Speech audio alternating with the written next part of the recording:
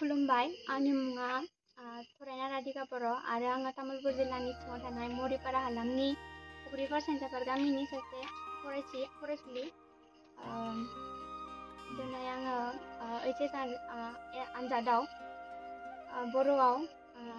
97 mark लानानै आसामनि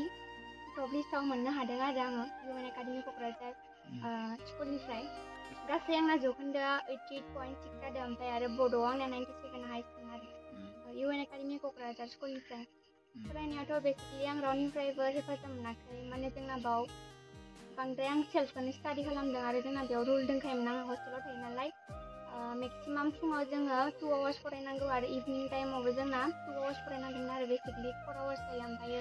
आङो बिदिनो गावनो सेल्फ स्टाडि खालामदेरोमोन बिदिनो आङो बिदि मार्क्सखौ स्कर खालामनो हादों आरो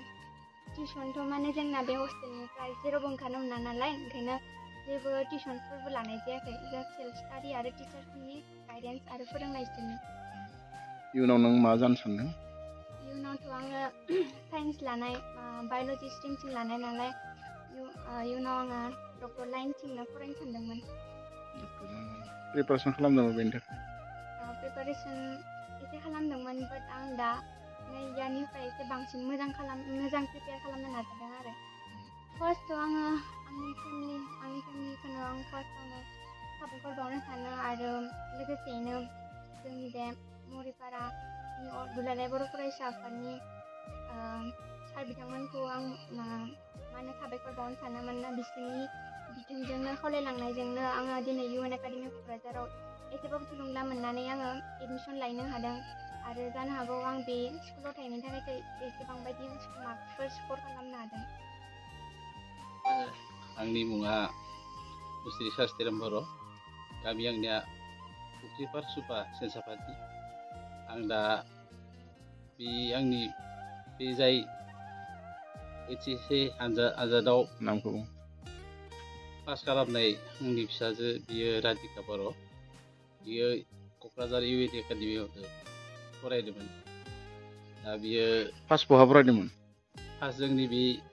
मरिपारानि इउएन एकाडेमियाव फरायनायाव फिसानिफ्रायनो फरायदोंमोन बे इउकेजिनिफ्रायनो आं बेखौ दोनहैदोंमोन 3 बोसोरनिफ्रायनो बे हिसाबै स्कुलखौ आङो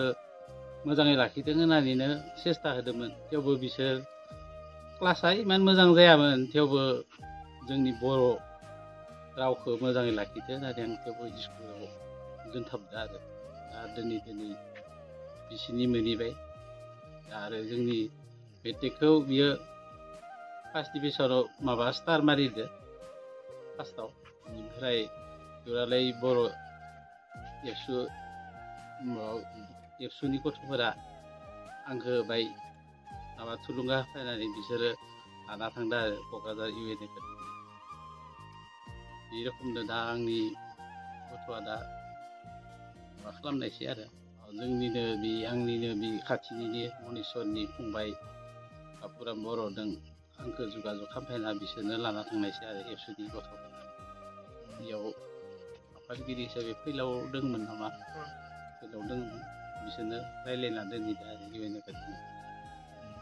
आंनि बे गथ'आ बुंदों मा डक्टर लाइनावनो फरायगोन होनना सानदों दा आंनियाबो थाखा फैसा गैया जेबो खालामनो हाया जादों दा सोरनिबा माबाफोर अनसुंथाइफोर मोननायनि गेजेरजों फरायनो हायोबा मोजां सानदोंमोन आरो दा बे रोखोमै सोरनिफ्राय मोनगोन बेखौबो बुंस'नो हाया जादों आरो आं माने बिटिआर सरकारनि सुपार 50खौ आसा खालामदों नामा? दाथ' आंनि गथ'आ बिसार होनदों बिटिआर सरकारनि बे प्रमदनि माबा सुपार 50 मोनसे दोङोनो बे आनजादखौ माबागोन होननानै होनो सानदों आरो बेनिफ्राय बियो मा होनो जोंनि सेक्रेटारि प्रेसिडेन्ट हिरेन सिं आरो बै बापुदोंनो बाय जगाजग खालामनानै रायज्लायगोन होनना बुंदों आरो दानि सरकार माने दा इउपिपिएलनि सरकार जोंनि दा बिटिसिनि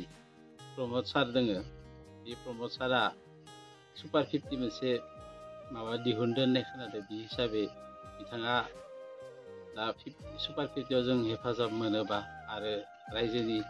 थुलुंगा बा दुलाराय फरायसा आफादनि गथ'फोरा जगाजग खालामना होयोबा बांसिन साबद्राय मोनगोन होनना सानदा थाखा फैसा एरैबाबो आंनिया गैया आं हाजिरा खामलासो मावना थायो ओरैनोबाबो आरो न'आबो जोंनिया माबा नङा साख्रिनि लाइन गैया खेथि बाय दों बेखौनो मावनानै जों दा थायो